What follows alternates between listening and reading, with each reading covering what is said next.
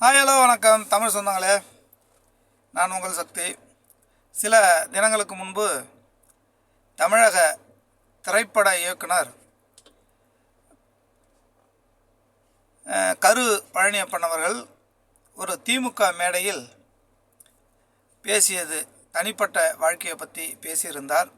அதில் என்ன சொல்கிறாங்கன்னா, அவர் ஒரு கலப்பு திருமணம் செய்ததாகவும், அவர் கலப்பு திருமணம் செய்ததை ஒட்டி அவர் திருமணமாகி 20 வருடம் கழித்தும் அவர் வீட்டில் சேர்த்துக்கலையாம் அவங்க உறவினர்கள் பார்த்திங்கன்னா ஒரு பழமை வாய்ந்த அரசியல்வாதி, கருப்பையான்னு ஒரு அரசியல்வாதி தான். அவர் கூட அதிமுக ஆட்சியில் ஏற்கனவே எம்எல்ஏவாக இருந்தவர். எம்எல்ஏ இருந்து ராஜினாமாவும் செய்தவர். அவர் பார்த்திங்கன்னா திராவிட சித்தாந்தங்கள், பெரியார் சித்தாந்தங்கள், ஐயா வள்ளலார் சித்தாந்தங்கள், இப்படி அனைவரு சித்தாந்தங்களையும் நல்லா பேசக்கூடியவர், ஜாதி மதங்களை எதிர்த்து பேசக்கூடியவர். இப்படி இருக்க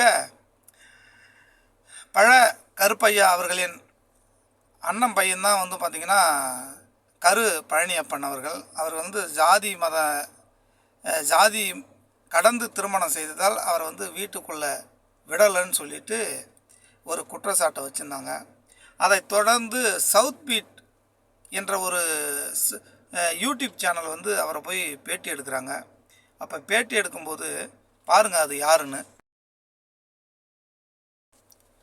பார்த்தீங்களா, இவர் தான், இந்த அறிவாளி தான். அவர் என்ன சொல்கிறாருன்னா, எனக்கு 20 வருஷம் ஆச்சு திருமணமாகி, நான் கலப்பு திருமணம் பண்ணேன். இது வரைக்கும் பார்த்தீங்கன்னா இவர் கருப்பையா எங்களை வீட்டிலே விடமாட்டிருக்காரு.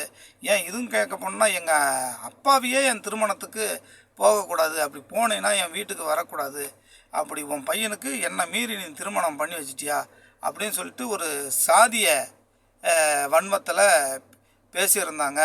எங்கள் உறவினர்கள் எங்கள் திருமணத்துக்கு யாரையும் அவர் வர விடலை, அனுமதிக்கலை அப்படின்னு சொல்லியிருக்காரு. ஆனால் இந்த சவுத் பீட்டு அந்த பேட்டி எடுக்கிறவர் என்ன பண்ணுறேன்னா, திரும்ப திரும்ப ஏன் அவர் மேலே வன்மத்தை சொல்கிறீங்க? அவர் சொந்த விஷயம். ஏன்னா அவர் ஒரு வேறு ஆள் கிடையாது. அவருக்கு பழனியப்பன் அவர்களுக்கு சொந்த பெரியப்பா கருப்பையா.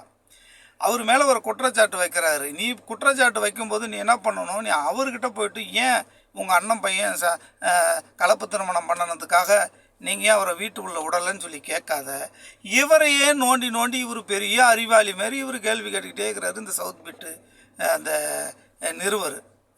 ஏங்க, உங்களுக்கெல்லாம் ஏதாவது மண்டையில் இருக்குமா இருக்காதா? அவர் எல்லாம் ஒரு வழியோடு சொல்லிகிட்டு இருக்காரு. அதை ஒரு நீங்கள்